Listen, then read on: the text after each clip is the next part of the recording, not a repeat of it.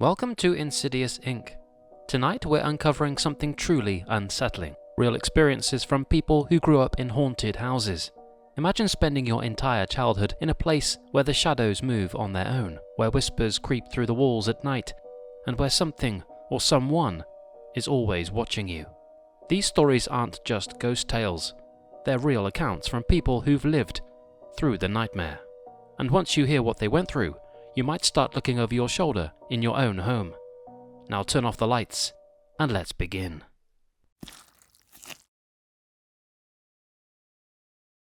The first time I saw it, I was 5 years old. At that age, you don't question things, you just accept them. So when I woke up in the middle of the night and saw a tall, shadowy figure standing in the doorway of my room, I didn't scream. I didn't move. I just pulled the covers up to my chin and squeezed my eyes shut, willing it to go away. But it didn't. It was there the next night, and the night after that, just standing there, silent and motionless. At first, I thought it was my dad checking in on me, but one night, I worked up the nerve to ask him, "Why do you keep standing in my doorway at night?" He looked at me confused. "I don't." That was the first time I realized something was wrong with our house. As I got older, the house felt different. The air was always colder than it should be, even in the middle of summer. Some nights my breath would come out in visible puffs, like the house itself was breathing. And then, the whispering started. Soft, hushed voices, right at the edge of hearing. At first I thought it was the wind, but no matter how hard I listened, the voices never stopped. Sometimes I could almost make out words, but the moment I tried to understand, they slipped away, like something didn't want me to hear. One night I woke up to whispering right next to my bed. The air was ice cold. My body was covered in goosebumps. My breath came out in shaky clouds. I turned over with my heart pounding, and the whispering stopped. But the feeling didn't. I wasn't alone. By the time I was a teenager, I had gotten used to the feeling of being watched. But there was one place in the house that felt worse than anywhere else: my bedroom closet. At night, I would hear faint scratching coming from inside, like nails against wood. I told myself it was mice, that's what my parents said, but deep down, I knew better. One night, as I was drifting off to sleep, the closet door creaked open, just an inch. I stared at the gap, frozen, waiting for something to happen. Then a soft breath, right from the darkness inside. I slept with the lights on after that. My parents always told me never to go into the basement. They said the wood was old, that the steps could break, that it was too dangerous. But I knew better. There was something down there. At night, I would hear shuffling, dragging sounds, like something moving around. One night when I was home alone, I heard it again, but this time it was louder, like something was coming up the stairs, step by step by step. I grabbed a baseball bat and stood at the top of the staircase with my hands shaking. The noises stopped. I held my breath. Then, bang! Something slammed into the door from the other side. I ran out of the house and didn't come back until my parents were home. The night before I moved out, I was lying in bed, staring at the ceiling, thinking about everything that had happened over the years. That's when I felt it, a weight at the foot of my bed, like someone had just sat down. I couldn't move. I couldn't breathe. My chest felt heavy, like invisible hands were pressing me down. Then in the darkness, I heard it. A voice, clearer than ever before. "Don't go." The breath was warm, inches from my face. I shut my eyes, my heart hammering against my ribs. I prayed for morning to come. I didn't sleep that night. The next morning, I packed my things and left that house behind. I never went back. But sometimes, late at night, I wake up feeling like I'm being watched, and I wonder, did I leave it behind, or did it follow me?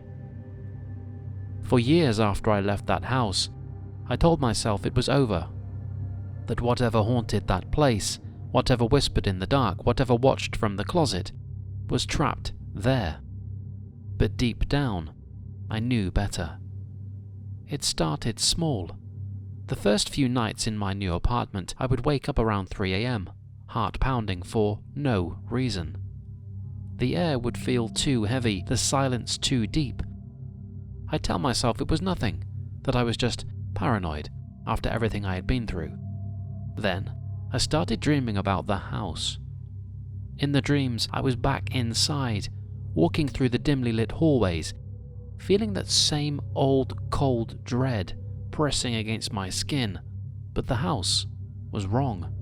The walls were taller, the rooms stretched endlessly, and in every doorway, in every shadowy corner, something was standing there, watching. At first, I would wake up covered in sweat, my throat dry, my body paralyzed with fear. But soon, the dreams stopped feeling like dreams at all. One night, I found myself standing in my bedroom, staring at the front door. I had no memory of getting out of bed. I told myself I was sleepwalking, that stress was getting to me. Until the next night, when I woke up standing in my bathroom, my reflection staring back at me. But the reflection wasn't right. My face was blurred, my eyes too dark, my mouth stretched into something that wasn't a smile. I stumbled back, flipping on the lights. The moment the room was fully illuminated, my reflection snapped back to normal. I told myself I was just seeing things, that my tired mind was playing tricks on me. But that was the last time I looked into a mirror after midnight. A week later, I was lying in bed when I heard it. A whisper, right next to my ear. "You left me behind." I shot up, gasping. My room was empty. The door was still locked. My phone screen showed 3:13 a.m. I barely slept after that. One night while watching TV, I heard a knock at my door, not a normal knock. Slow, rhythmic, 3 taps. Then silence. I froze. It was past midnight. I lived alone. No one should be here. The knock came again. 3 taps. Slow and deliberate. My chest tightened. I grabbed my phone, checking the security camera app, but found nothing. The hallway outside my apartment was empty. I held my breath, my pulse thundering in my ears. Then, a whisper right outside the door. "Let me in."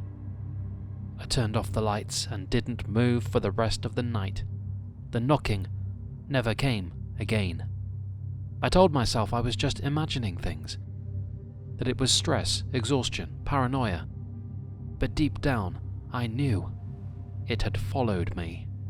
I tried to ignore it, tried to convince myself that the past was behind me, until one night, I woke up, paralyzed. My body wouldn't move. My breath came in shallow, panicked gasps, and then, in the darkness, I felt it, a weight on my chest, a slow, cold breath against my face, and a voice. "You should have never left." I don't remember what happened after that. All I know is that when I woke up the next morning, there were footprints on my bedroom floor, leading from my bed to my closet.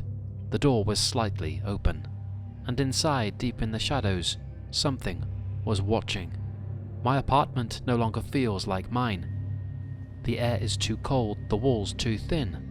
At night, I hear soft breathing from the corner of my room. I see flickers of movement in the reflection of my TV screen. I tell myself not to look, not to listen, but some nights I can't help it. Some nights I hear the closet door creak open inch by inch, and just before sleep takes me, I feel the mattress shift, like someone is climbing into bed beside me. I don't sleep with the lights off anymore, because I know, no matter where I go, it's still with me. Growing up in a haunted house leaves a mark, one that never truly fades. Some people leave, hoping to escape, but what if it never lets them go? Thank you for watching Insidious Inc. If you enjoyed these terrifying stories, don't forget to like the video and subscribe for more chilling true horror. And tell me, have you ever experienced something you can't explain? Let me know in the comments. I might just share your story next time. Until then, keep your lights on. You never know what's lurking in the dark.